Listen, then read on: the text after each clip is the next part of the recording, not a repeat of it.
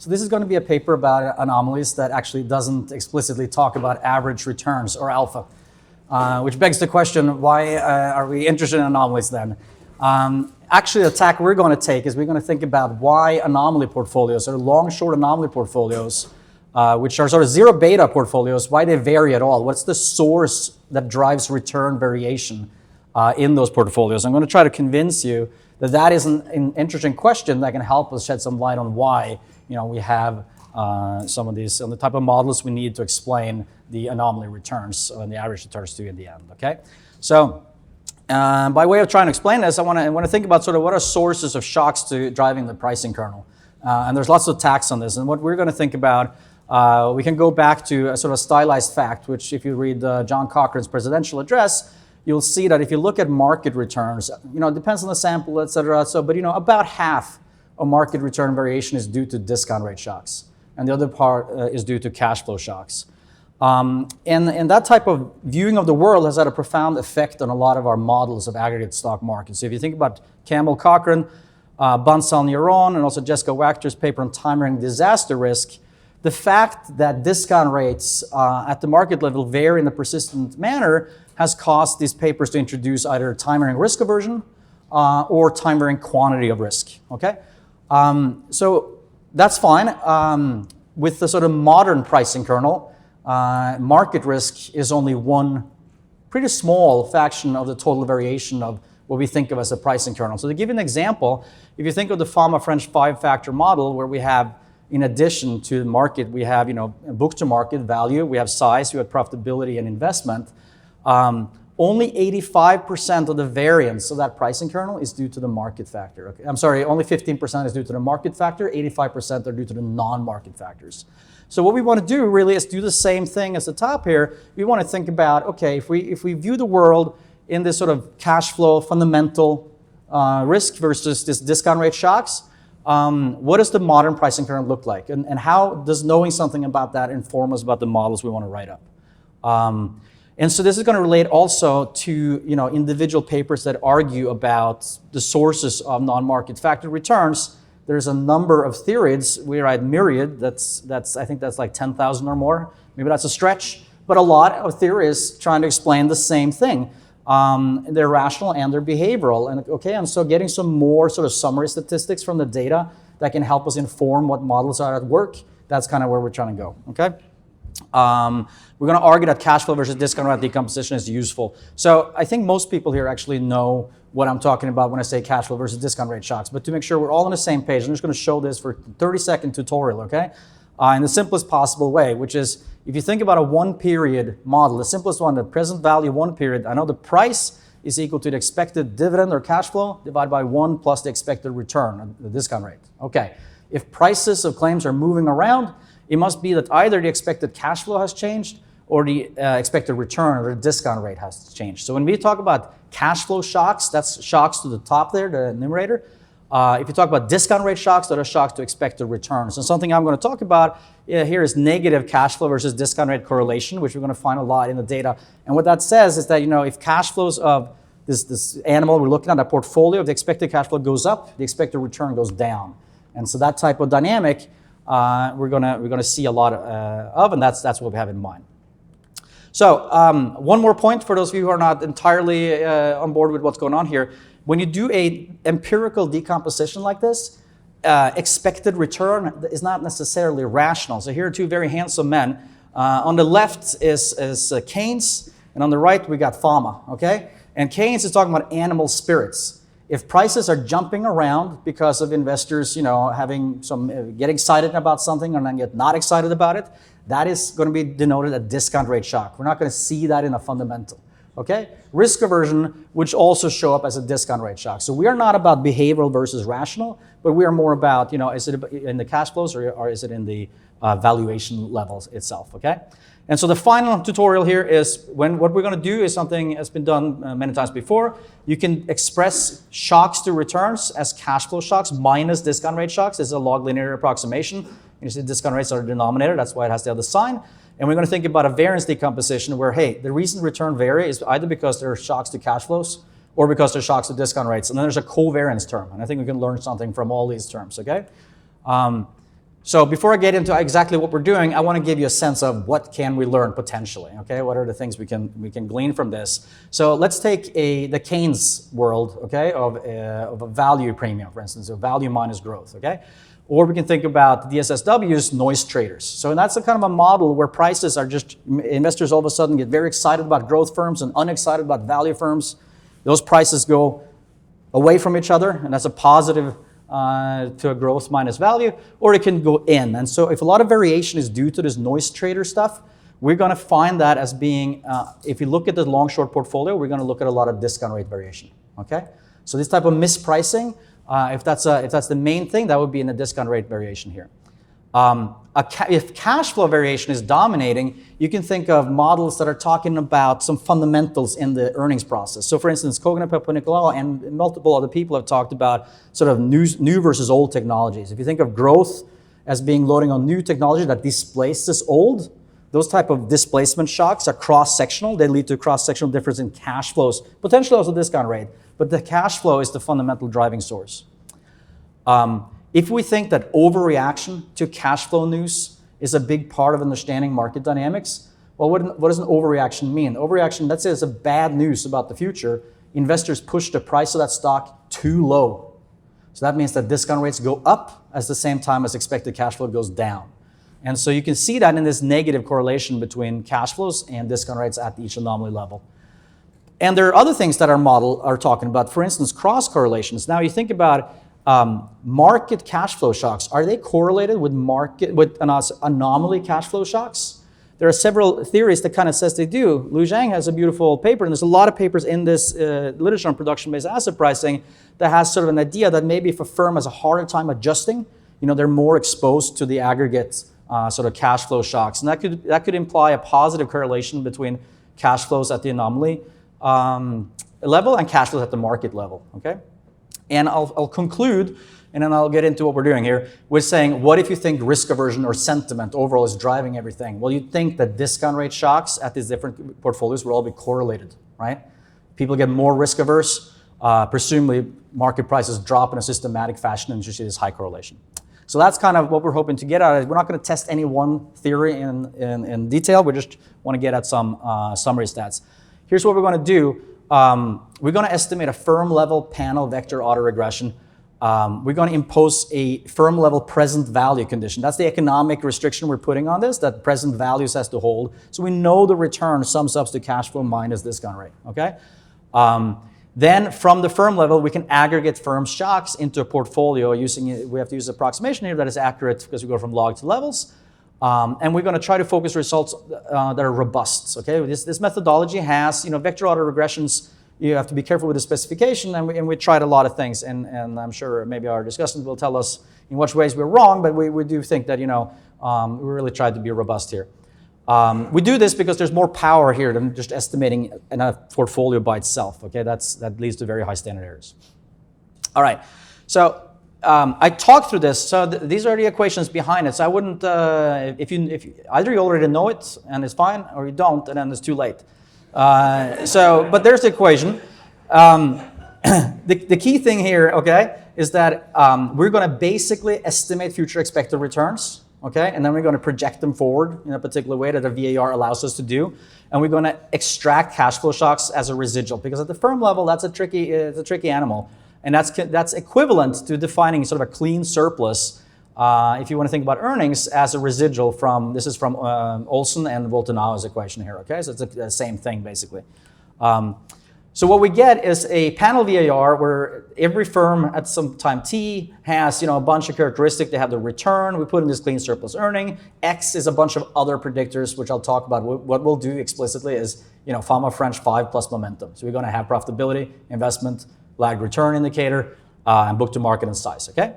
And then book to market and the present value restriction just means that there's one less shock here than there are rows, because these things have to add up, and so that's kind of how we do that. And so I'll just click through this. Obviously, specification on the VAR is a critical thing, and we try a bunch of different things, which I'll discuss a little bit.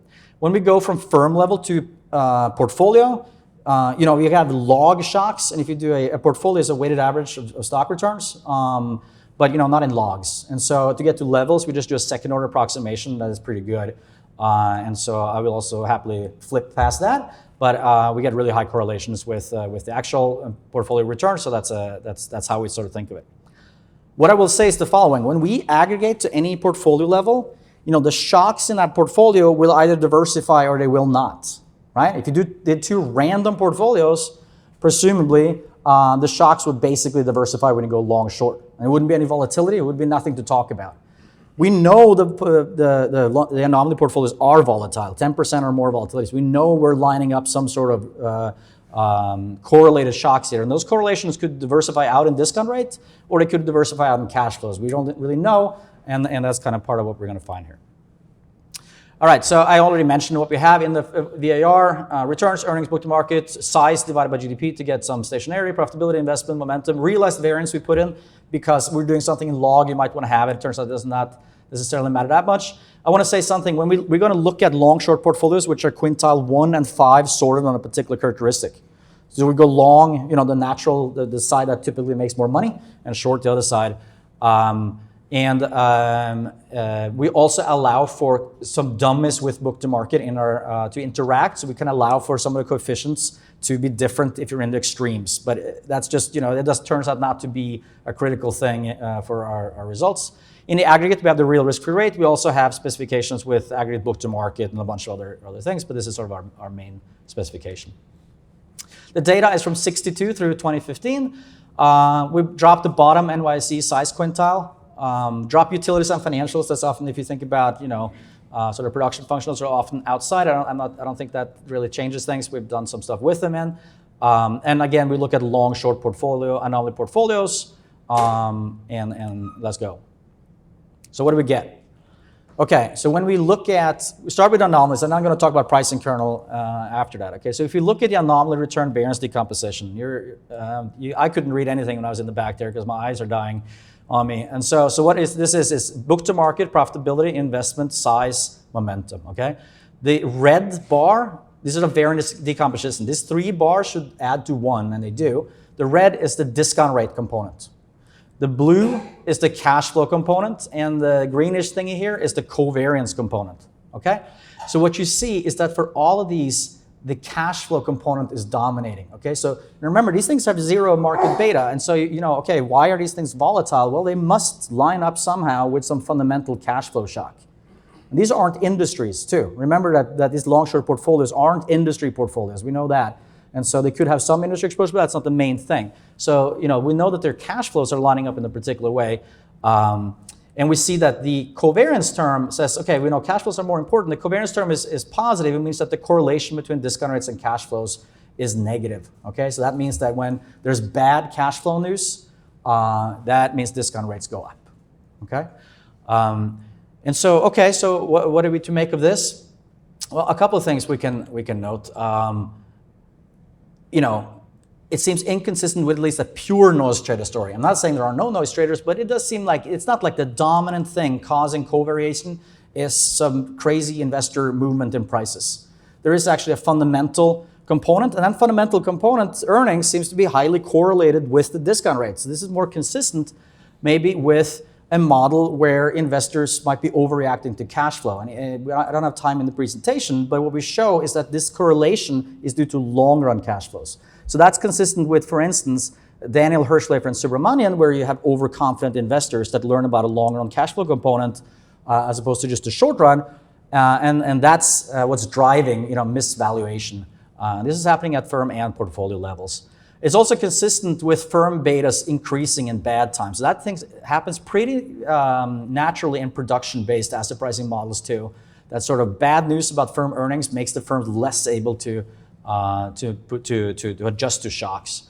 And it's potentially consistent with Kogan and Papanikolaou, consistent with growth being less risky, okay? And so that's kind of where we are. And so we're going to do a couple of more cuts to see if we can learn something else here. What about the mean variance efficient combination? And so here's 3 mean variance portfolios. The left one is the market, and it's the MVE of the anomaly portfolios, X market, and then it's the total one. Broadly, it has the same pattern. Let me say one thing which I think is notable. If you go from the market to the MVE with everything in it, the amount of discount rate variation is changing. That it was not my prior, okay? My prior is the following. You have a bunch of factors out there that have cash flow shocks. The discount rate shocks are common across the factors. You put them all together, cash flow component is going to drop, discount rate component is going to go up. That is not what we see. We see the opposite here. And so I find that a pretty interesting observations, which I'm going to link later to the fact that it doesn't seem like the discount rate shocks to the market have much to do with discount rate shocks on anomalies. Later being now.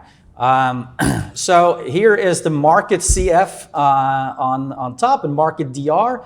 And what we're looking at is the MVE combination of those 5 factors, momentum and the Farmer French extra 4. The MVE combination of those X the market, okay? Market cash flow, thank you. Market cash flows versus anomaly cash flows, this MVE portfolio have 0 correlation. Market discount rates versus anomaly discount rates, insignificant, 0, but it is slightly negative, okay?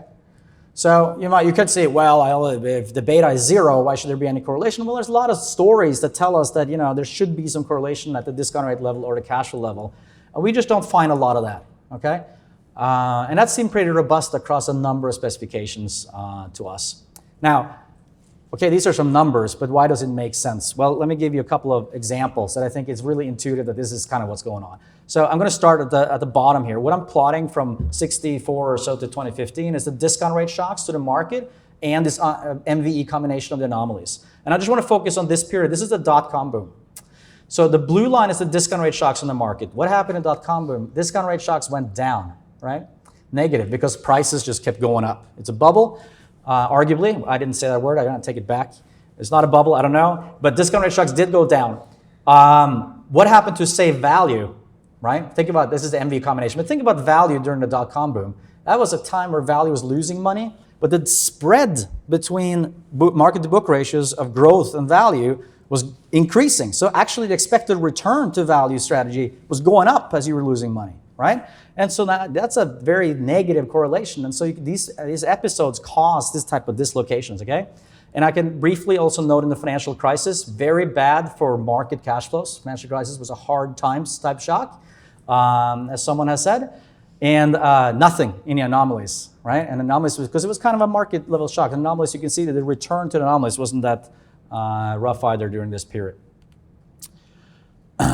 Okay, so the priced risks in the MVE portfolio originate from cash flow shocks mainly to the underlying firms. And so I think that's kind of good news for a model which has production-based type flavor. This is not all about craziness. At least if there is some craziness, it seems to be correlated with the cash flows in a particular way. It's not like investors just come up with things. Maybe they just have a hard time getting at long-term earnings.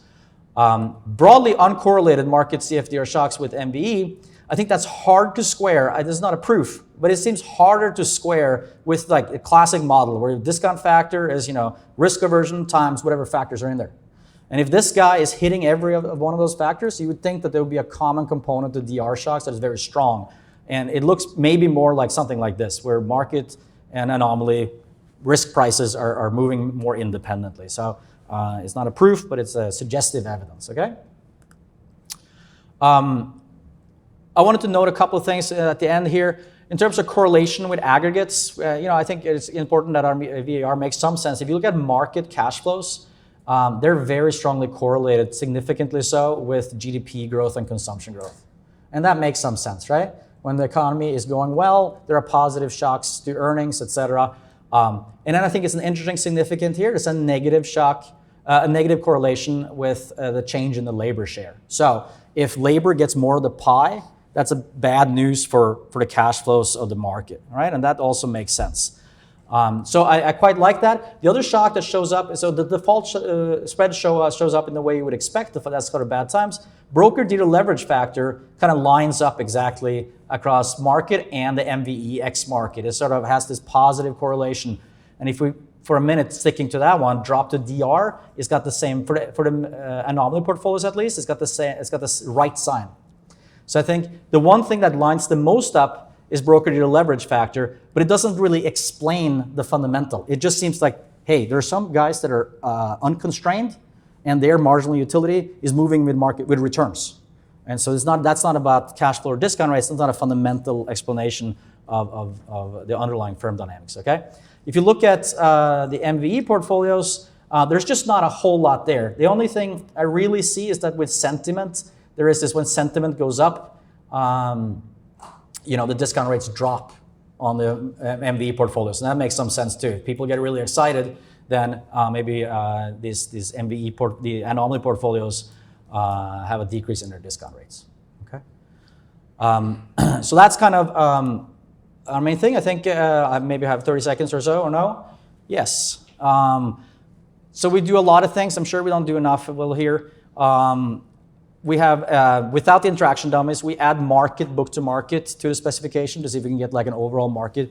That turns out to really mess up the long-term predictability. That gets badly behaved because of, I think, the persistence, mess up the long-term predictability of earnings at the market level. So we prefer our specification without it. We added interaction. We did fixed effects. We had, fixed effects are tricky because, in a dynamic panel, you get this sort of Stambo bias-y thing when you have lots of fixed effects. And so we did them trying to use shrinkage and not have a look-ahead bias. So it's sort of a time t forecast of the fixed effect at each point in time. Okay, so our main specification is chosen based on sort of a long-run predictability implied from the VAR relative to data. So I'll conclude.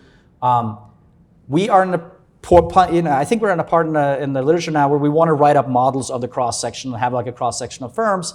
These models should explain co-movement of these factors mainly due to cash flow shocks. The cash flow and discount rate shocks are strongly negatively correlated in our estimation, and there's not a particularly strong link to market CF and DR shocks. So whatever's going on there is approximately uncorrelated. And so we kind of like two types of models: investor long-run cash flow overreaction seems pretty consistent because that's kind of a firm or a factor-specific thing. Or bad long-run cash flow news increases firm risk, and this correlatedness anomalies in the anomaly portfolios. Hard to justify models with time and risk aversion or overall sentiment, we think. And since we're at the long-term asset management conference, I put this bullet in, which says, if anomaly cash flows are uncorrelated, you don't like cash flow shocks as a long-term investor because they're permanent. Discount rate shocks are not so bad, right? So, but if anomaly cash flow shocks are uncorrelated with market cash flow shocks, then you can put them together and achieve less overall volatility of cash flow shocks, and that should be a good thing.